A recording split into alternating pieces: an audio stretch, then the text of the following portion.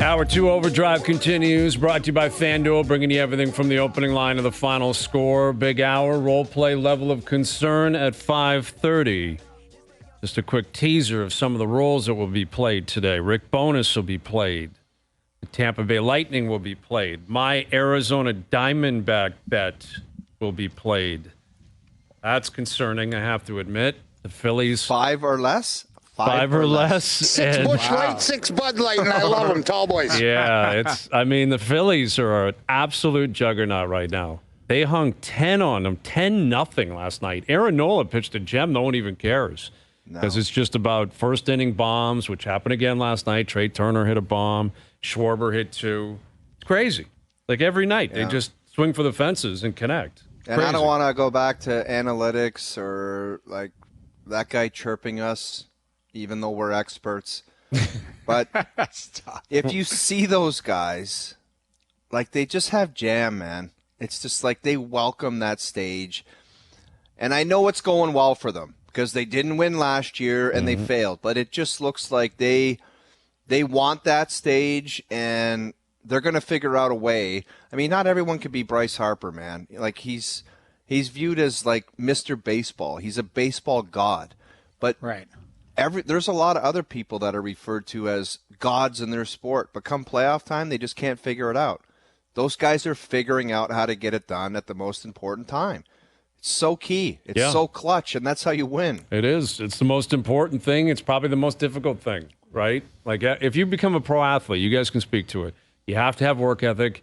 You have to have talent. Like there's things that separate the pros from everyone else. But once you get to that professional level, everyone works. Everyone's got an element of talent. There's a discrepancy between the most talented and the least talented, but you're all talented in your own way.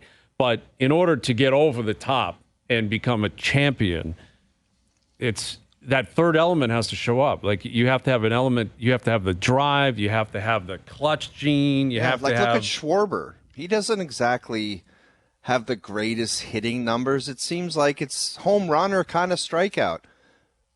But that's what he hits home runs. That's right. You know, you talk to the Cubs about it. You can talk to the Phillies about it. And, you know, that appears to be, that's modern baseball, and the Phillies are really putting it on display. But you step into the box and you just try to crush home runs like that. And that's what was lacking with the Jays all year. They just didn't hit for power. You know, they didn't slug. They didn't.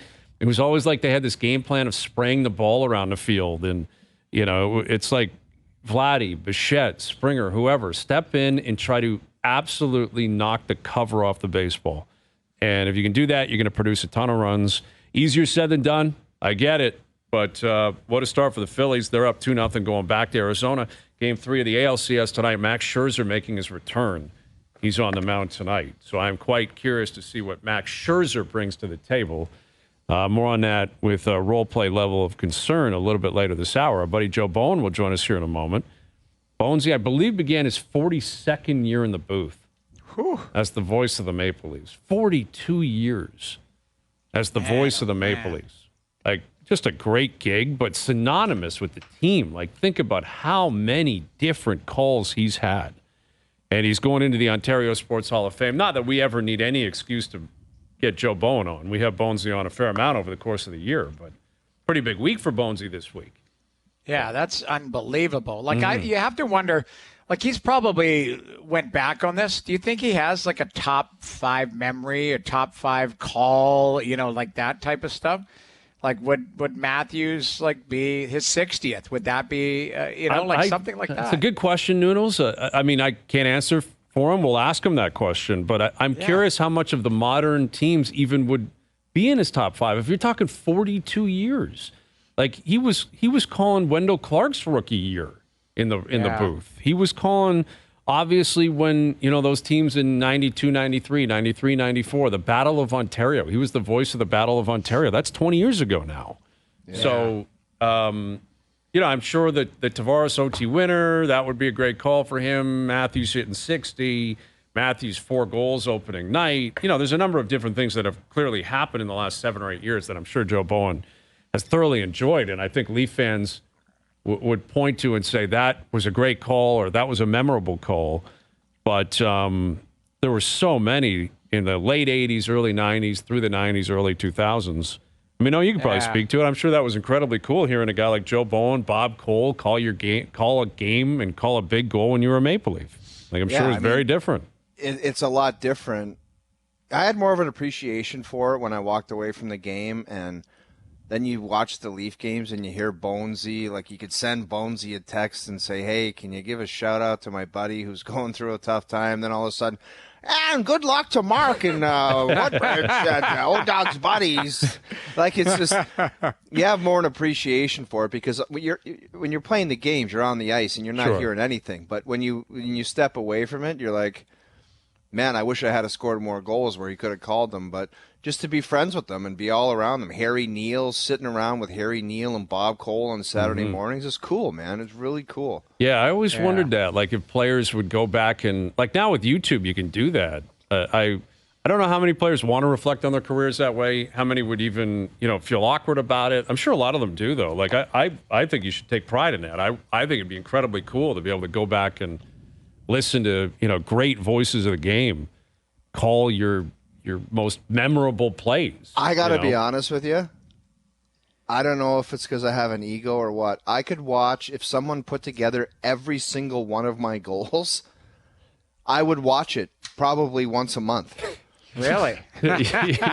You're an expert on watching your own highlights, is what you're saying. I would like to be an expert on watching my own highlights because there's just so many goals that I don't even remember scoring. Like, where I would, like, there's some memorable ones where you're like, I remember that goal. But I'm sure there's like a sleepy Tuesday night in Washington where you ripped one home and you're like, I don't remember that one. That was a great goal. Yeah, that would be cool.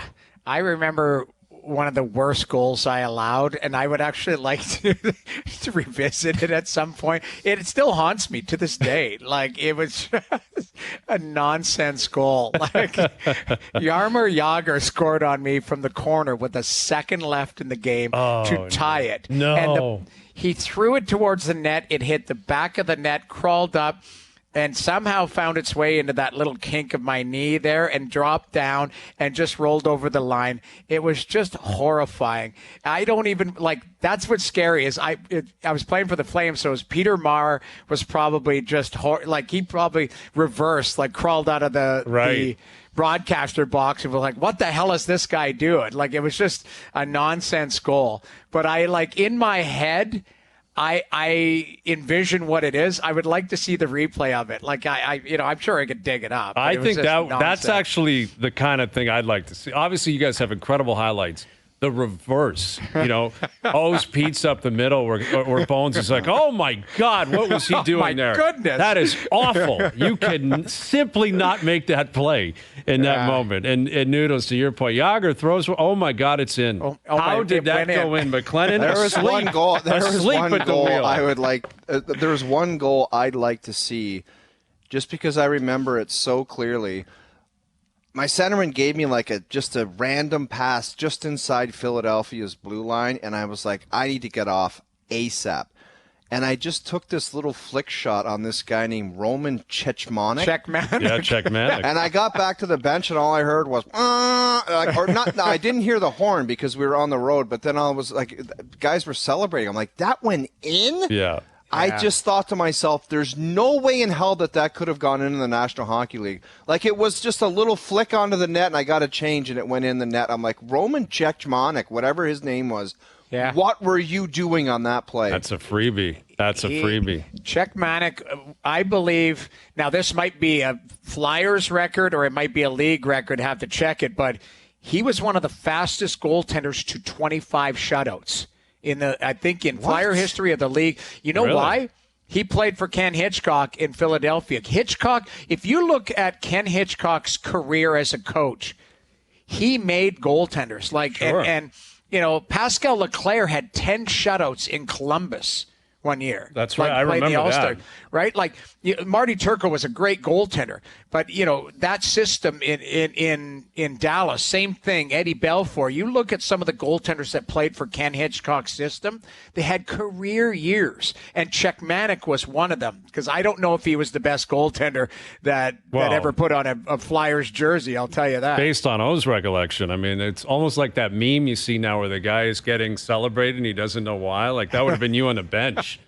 Yeah, I guess I could go through the line. Sure. Chechmanet, he looked like Mr. Bean. Pull a pic of that guy. He looked like Mr. Bean. Okay. He was a monster, though. Wasn't he a big guy? Yeah. 6'3", 6'4", and he was really 6'4" Mr. awkward Bean. skater. Yeah, an awkward skater, but he got it done in Philly. At times. All right, he's going into the Ontario Sports Hall of Fame. He is the voice of the Maple Leafs, joining us here on the Maple Toyota Hotline. Here's Joe Bowen. How you doing, Joe?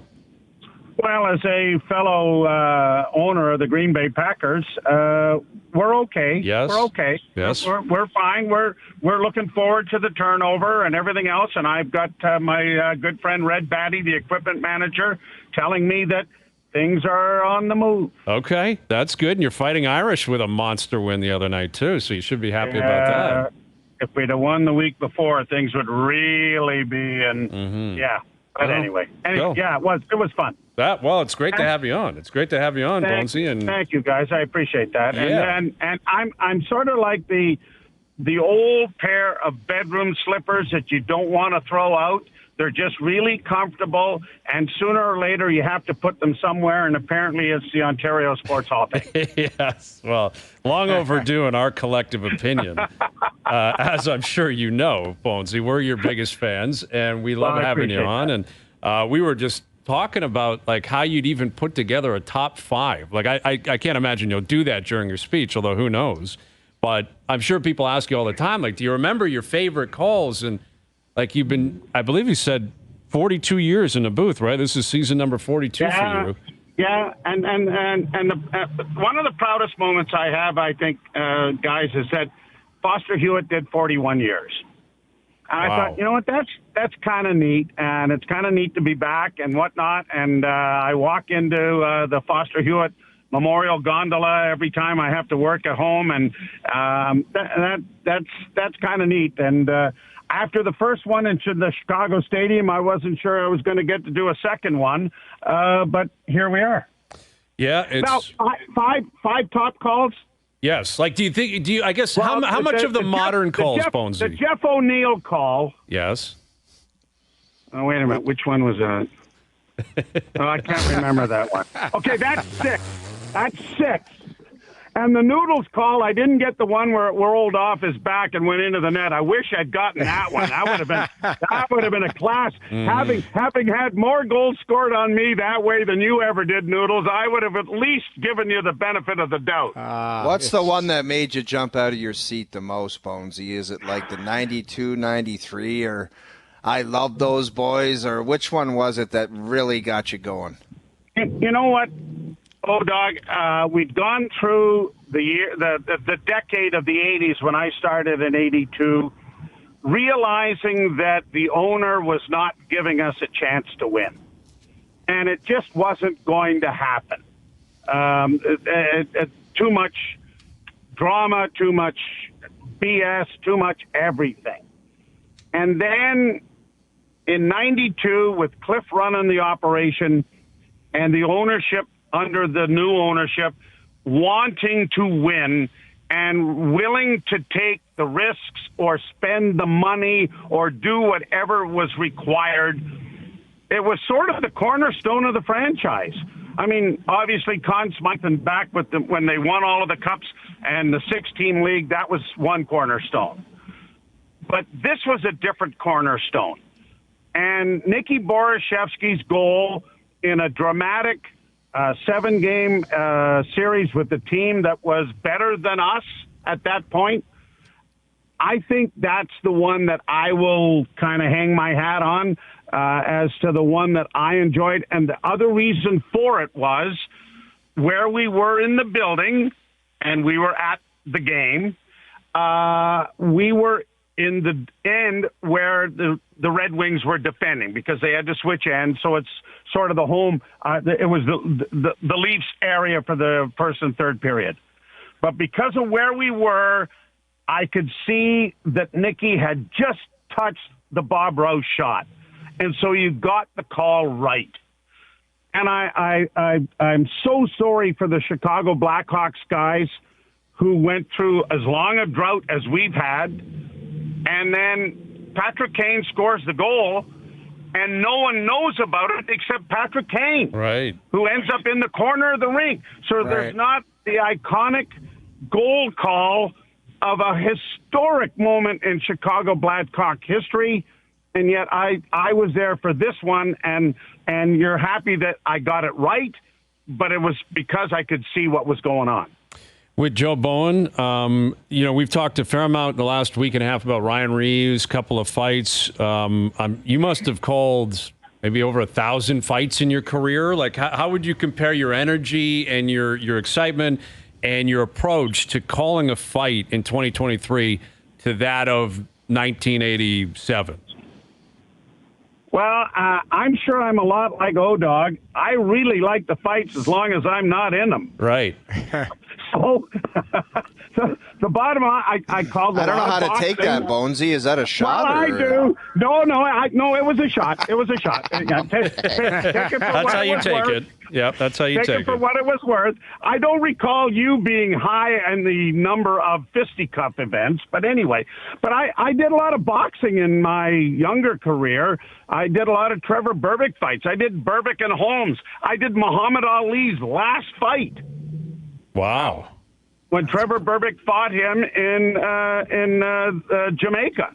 Ooh. So I mean, I'm sorry, O-Dog, that I've included you. I could have included all of my kids too.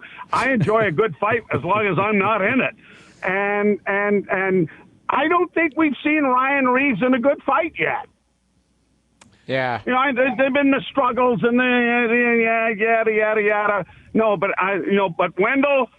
The best part about Wendell was the other guy didn't know he was in a fight till he took two of his right hands. Right. Because Wendell didn't talk. There was no discussion. It was just, do you want to go? No, you were in it. You were in it in a big-time hurry, and you probably took about two or three rights because Wendell wasn't a big guy. And if he's fighting Bob Probert, he needed to get the first two or three in to kind of get him off his mark or whatever. Sure. So, I'm sorry. I enjoy a good fight, like I say, as long as I'm not in it. No, you speak for a lot of people. I mean, that's just the truth. There's a different approach today because of where the game is at, society's at, but still thoroughly entertaining. And you mentioned Wendell and 93 Borshevsky scores. That was the first round against Detroit in OT, and would have been probably 3 weeks later. Game one against L.A., Gilmore coming across the middle, McSorley hits him, and there's an example of it. Wendell's gloves were off, and he was throwing bombs, right? Oh, yeah. And McSorley had to know it was coming, but he didn't realize Wendell was as close to him as he was at that point. I got to tell you this story about Wendell, though, and this is one of my favorite stories about him. We're in Chicago, and a fight breaks out. I'm sure it's Bob McGill or somebody else, somewhere else in the ring. And everybody is over there. The three referees are all over there. Wendell's off to the side. And Steve Smith, for whatever reason, came over to Wendell, I guess because he was available or whatever, and must have said something, because then the fight starts. Now, Wendell is just wailing on him. And he's got him down. He's got knees on his shoulders, and he's just piled right. And then he'd stop and look over, waiting for an official to come over and get to and then he'd wail on him some more. So the fight, the game's over.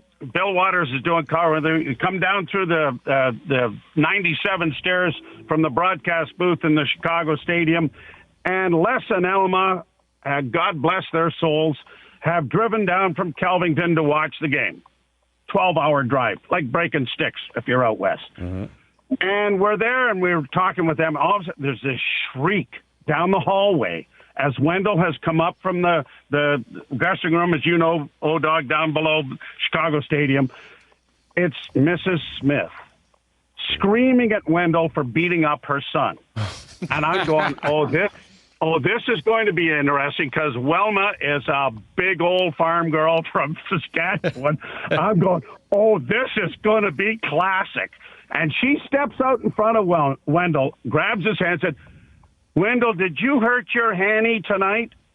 And Mrs. Smith just gave it the 180 and walked back towards the Chicago dressing room. I thought, that was classic, and that's Western League hockey right there. And if you like fights, then you got your mitt full that time. Yeah, you certainly did. There would have been a lot of them back in the day, a lot of them. And to your point, not as many today with Reeves, but I think there will continue to happen in the future. And the Leafs are on a big roadie here, their first roadie of the season. They're in Florida tomorrow, Tampa Saturday, Bonesy. And I'm curious, considering what we saw in the spring last year.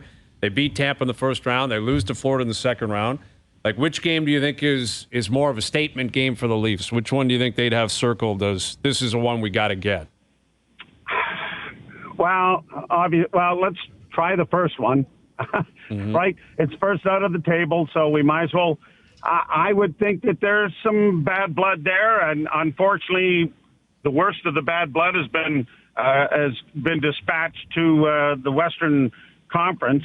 Gudas would probably come up for a little bit of extra attention, maybe for how he treated Joseph Wall with all of that. But you know what? You got eliminated by these guys. You might as well make a statement. Now, the other game is a huge one as well, because they have been the predominant team in that division for how many years? So, but you know what? I'm of the old school, I think, and O-Dog and you guys may be the same. They knocked us out. Let's get a little measure of revenge here and see if we can't square the ledger a little bit. Sure, and I don't think Sam Bennett's playing tomorrow night, which. He was that would have added a little heat to it, but Ryan Reeves is he's not fighting not part of that. Sam Bennett he's not either. part of that. Yeah, no, he's not. No, that's not going to happen. No. So, but Bennett was causing a ruckus when he was whole playoff run. Man, Bennett was in the middle of everything. So we'll see. It'll be a fun one. Ontario Sports Hall of Fame. Joe Bowen being inducted this week. So congrats on that, Bonesy. We always appreciate you finding time for us. Good luck with the induction, and sure we'll do it again real soon. Anytime, guys. Always love listening to you guys, and you do a great job, so enjoy. We appreciate it. Bones. There he is. Thanks, Joe Bones. Bowen joining us here on the Maple Toyota Hotline. Build your next dream Toyota at Maple Toyota. Check out Maple Toyota's pre-owned inventory. Arriving daily, it's time to Toyota. Visit mapletoyota.com. And we talk about modern parents, man. You don't hear too many stories about moms yelling at guys for fights. No, that's old school. That's old school. I remember that fight though. That was. I don't know what Steve Smith was thinking, but it did not go well for him. Like, why would you pick Wendell Clark with no refs around as the guy you were planning on fighting? Dude, that's just not knowing your scouting routine. Like, there's guys he probably thought, okay, this guy's only 5'10", 5'11", I'm 6'4". Like, do your work. There was another guy, like Rob DeMaio wasn't that big of a guy, but if you thought he was a smaller guy, you're just going to go up and beat it. He will punch your face right in. Yeah. Just guys you got to know what the hell you're doing out there. You're going to get hurt. Yep. Stumpy was like that too. Stumpy Thomas. Oh, he'll punch your face right off. Yeah, he was tough. Stevie Thomas was as tough. Like pound for pound, very, very tough player. Thing is, man, I'm looking at Steve Smith. I didn't realize he was born in Glasgow, which is wild. This guy's Scottish, like pure Scotsman. And in 91, 92, he had 304 penalty minutes. I was just going to say, guy, like he was tough. Yes. And I watched him fight a lot. The one thing that I've seen, he's a coach, assistant coach. He's a great guy. All you remember is the fear play, the fear play. Like it went off of Fierzy's left leg. Yep. But like if you actually look at his career, he was a really good player for a long, long time. But that's all you think of it. I mean, I don't know. Looking back, was Bill Buckner a really good player for many years? Oh yeah, Buckner was a really good player. Like really, he had over 2,000 hits, I believe, in his career. But all you remember, right, is the play. Yeah, of course. Same thing with Steve Smith. When you mentioned Steve Smith in Edmonton, that's all you remember. But he went on and had a great career. He's a really quality person. He was tough as nails. He's a really good defenseman.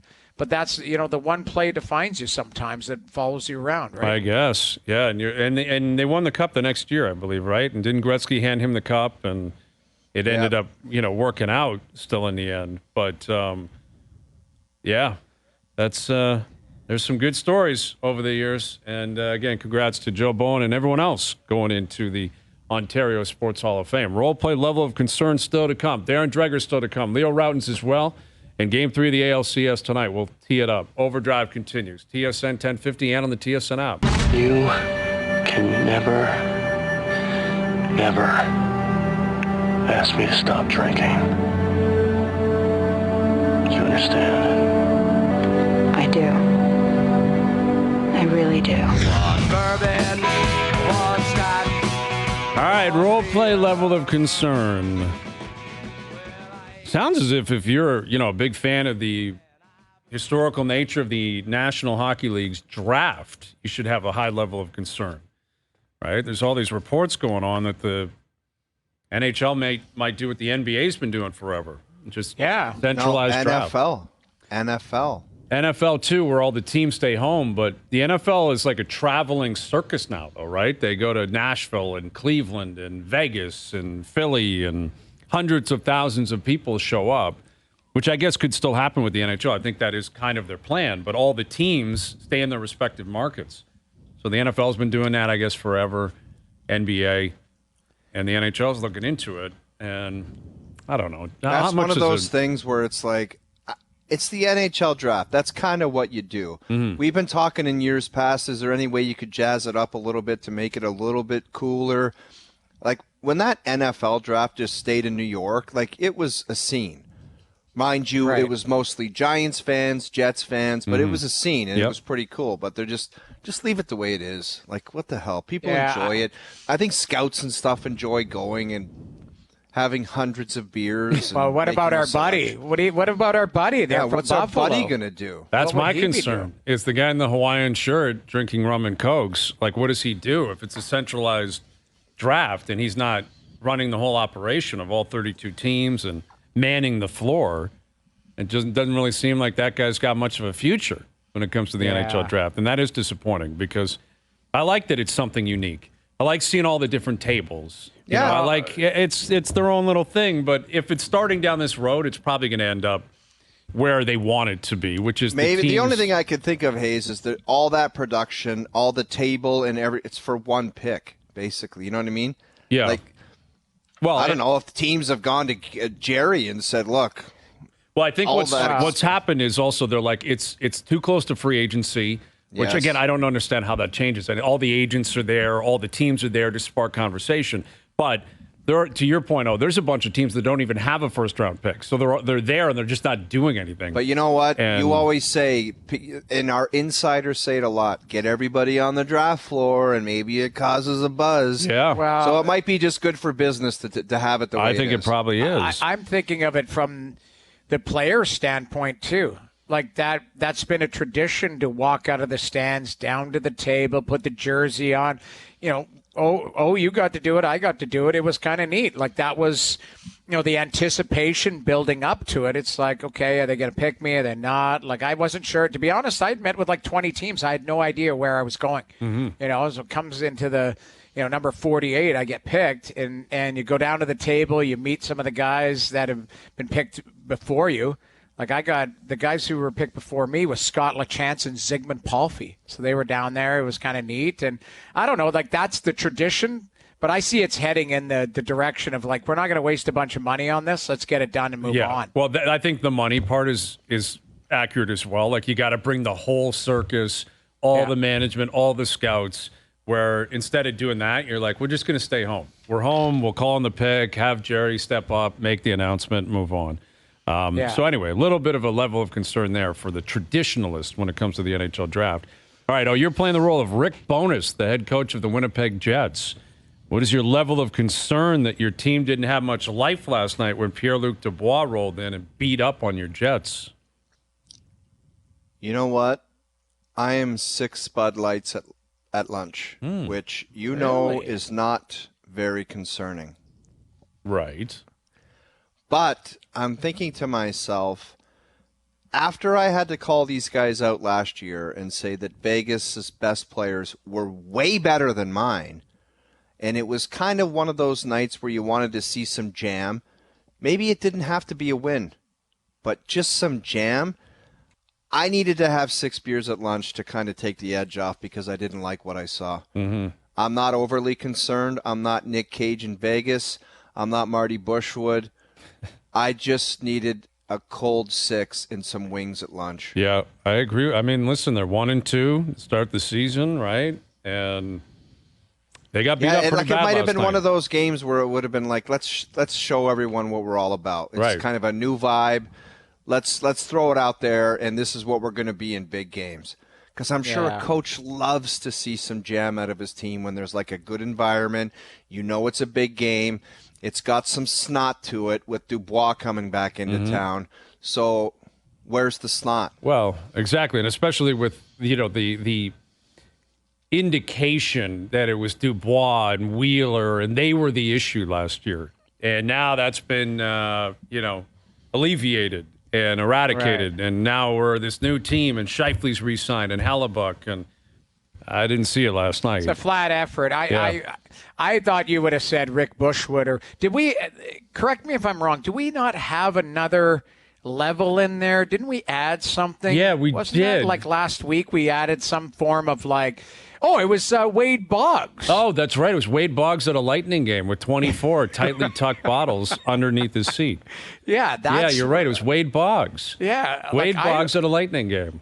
I would be Rick Bushwood or kind of Wade Boggs, just because if you're looking at the fabric of where you're at, you gotta, like that should have been an easy Okay. game to get up for. I'm with you. All right. Well, anyways. speaking of Tampa Bay, here you go. This could be your opportunity, Noodles, to bring Wade Boggs into the fold. Yeah. Noodles, you're playing the role of the Tampa Bay Lightning. You lost in Buffalo last night. What is your level of concern that your slow start to the season could be the beginning of a long, difficult season? Well, I will be. It was Wade Boggs above Rick Bushwood or below? Well, here's what's difficult about that. See, the Wade Boggs 24-pack under the seat at the ball game. That's a lot of don't- concern, but not for Wade Boggs. That's No, a I wild know. Like for card, Wade Boggs, right? that's a pint on the patio. So we got to But clarify you still that. have to take into effect 24 Yes. under your seat on ice is 24. It's a lot. That's the accumulation is more than Rick Bushwood, but Wade Yeah. Boggs, for him, he doesn't think twice about that. So Okay, so here's where I'm going to go. I am going to go Wade Boggs, Okay. but not for me, Wade Boggs for him. Like, I'm concerned, but I still think that they put it this way. We were talking about pushback and how Talkett's team didn't have a pushback. Tampa found a way to get a point last night. I watched them live the other night. I didn't think they were extremely spirited. But I don't think Stamkos is out like long term, and I think he comes back and injects life. They need a save. it's though. the goalie, Noodles. Yeah. That's the concern, man. You're right. Like, I think that's got to be absolutely concerning. Yeah, Very I mean, concerning. I think I was told, from what I understand, is they're going to readdress the situation probably like 5, 7, 8, 10 games in to see where they're at, because they did have some good performances in training camp, but that's why I think it's 24 beer, but I don't know how that translates. So Okay. maybe I should have just gone Rick Bushwood. Yeah, go with Rick. Although I'll go Rick, with Rick. he and Wade Boggs can probably go toe to toe, I would think. 6 Bush Yeah. Light, 6 Bud Light, and I love them, There tall you go. boys. Well, he's Let's at go like Rick a Tie Bushwood. Cats game, right? He's Yeah. got those on ice for a Tabbies game. Yeah. All right, I'm playing the role of the Super Bowl on American soil.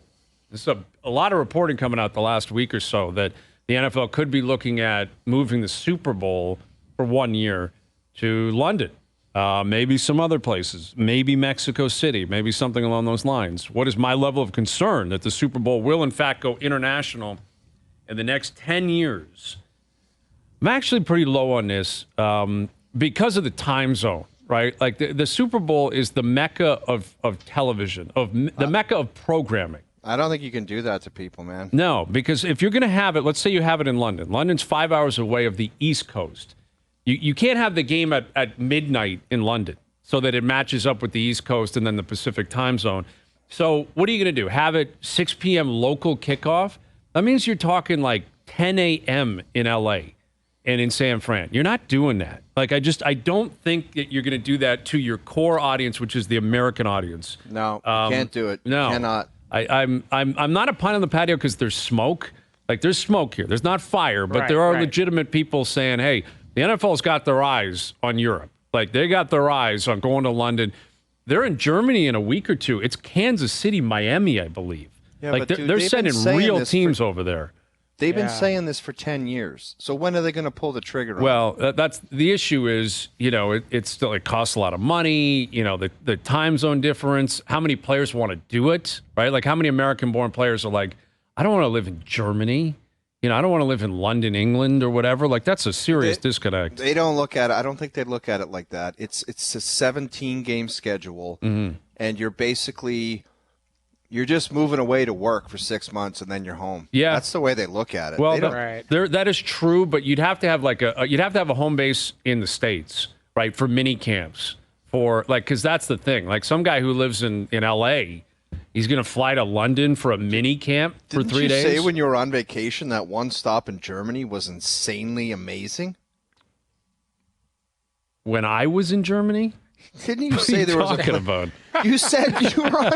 Why was there the delay? Because I was my mind was You went racing. on Like, a European vacation with your wife or something, and you stopped in Germany, and you said it was awesome. Yeah, Germany was pretty cool. What does that have to do with putting a Super Bowl there? No, you're just saying. No, you just said guys don't want to go to Germany. Maybe Germany's awesome. God. It's all right. Like, I was in Berlin. Berlin's got a lot of history. It's a cool city. Yeah, why couldn't you say that right off the hop? Berlin was a cool spot. Frankfurt was pretty cool, but I don't know what it's like to live over there. And you hear Americans all the time, they don't want to come to Toronto.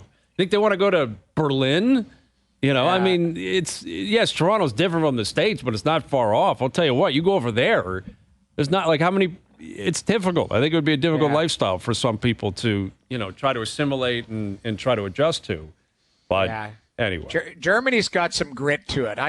Like when I signed with that Russian team, I met the team in Garmisch, Germany. Like it's like, the equivalent of like the mountains, a beautiful training area. I flew into Munich, and the guy who was driving me was driving 250 kilometers an hour. I was like in the back seat going, what the hell is going on?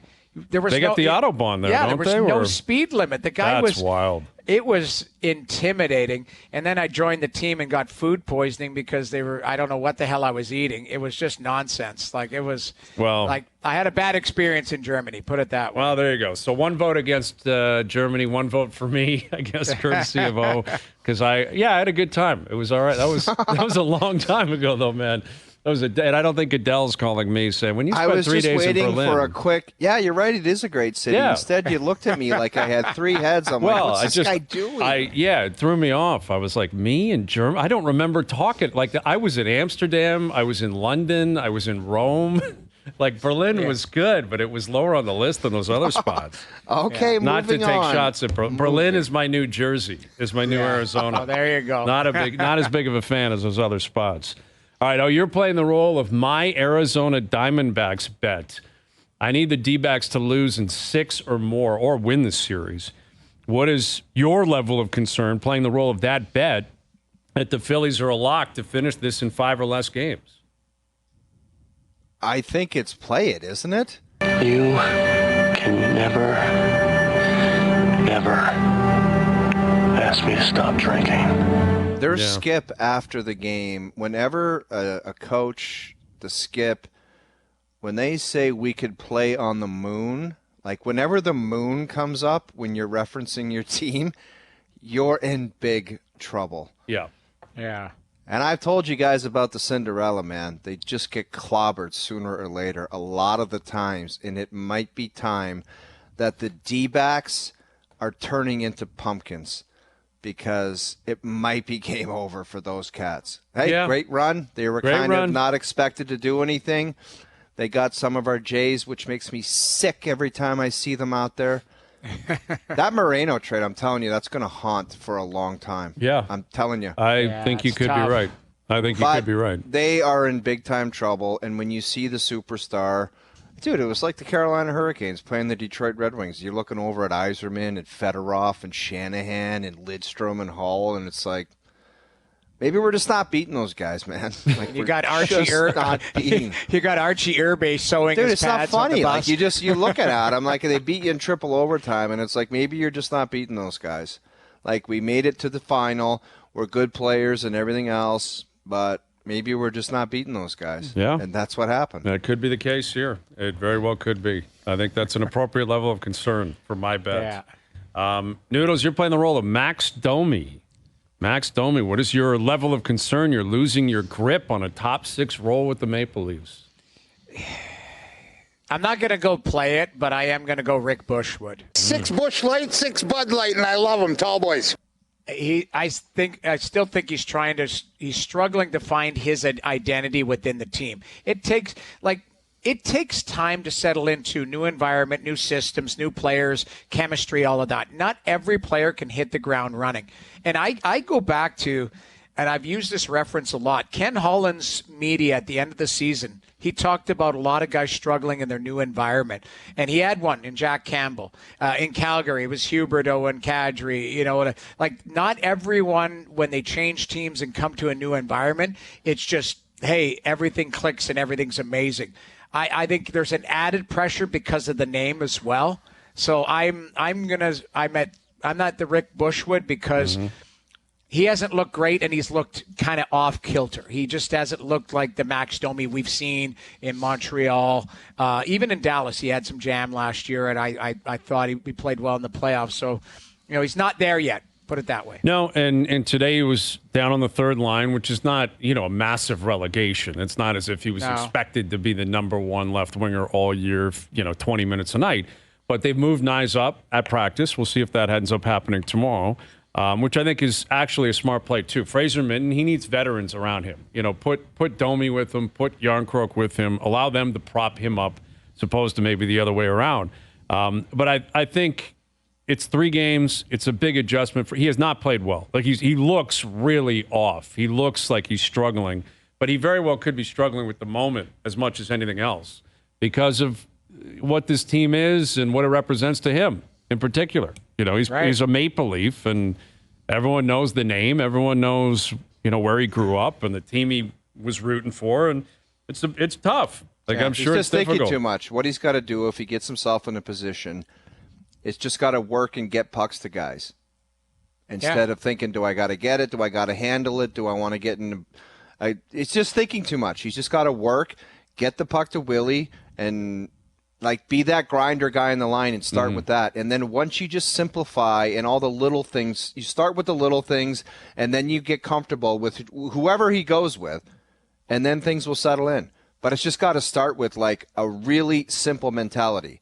Get in the corner, get on the forecheck.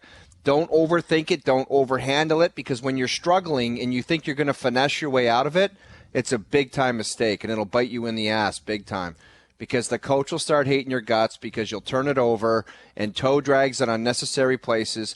Just really simplify your game, and then once it comes after that, then you can start feeling the puck a little bit, make plays. But right now it's got to be simple. It's got to be start with simple and work. Well, and he's got a lot of games left, too, right? You're talking 79, and really with him, because Dallas, you mentioned last year, he played really well in the playoffs. He produced. He was awesome. Yep. That's really what is necessary here. That doesn't mean you throw away the regular season. You've got to have an impact on the season. You've got to play a role. If you're an everyday guy, you've got to pull your weight. But if he can get cooking, Bertuzzi get cooking, Klingberg, any of these new guys or young guys, Minten included, Nyes included, get on a roll down the stretch and make an impact in the playoffs. That's why you were brought in. That's why Max Domi's here. Is he has to add some depth and some offensive ability, but do something come playoff time, and no one's going to remember what happened the first 3 games. Yeah, nobody. And let's keep in mind, it's 3 games. A guy could have a week next week where he scores 2 goals and it is impactful, and you forget. I think you got to give 10 games, maybe even more, for guys to be really comfortable in their environment. I want to give him a very long leash and just let him settle in, as long as he plays responsible. Yes, exactly. It's still it's real stuff now. It's no longer the preseason, and I think for a guy like Domi, hitting the road is probably going to be beneficial. right? I think it's probably in his best interest. Get on the road, get some road games in, and it's all good. Yeah. All right, Darren Dreger coming up in about 15 minutes. Leo Rautins as well. We talked about a shoe company earlier this afternoon connected to an NBA star. It has come to our attention that that same shoe company could be attached to a golf superstar that comes up on this show very often. We'll tell you about that. We'll get into it. No way. OverDrive continues. TSN 1050N on TSN 4. All right, so we mentioned earlier that there's reports out there Joel Embiid may be joining the Skechers empire. Wow. Right? Bringing Skechers shoes into the NBA. That's a pretty good guy to attach yourself to, right? MVP.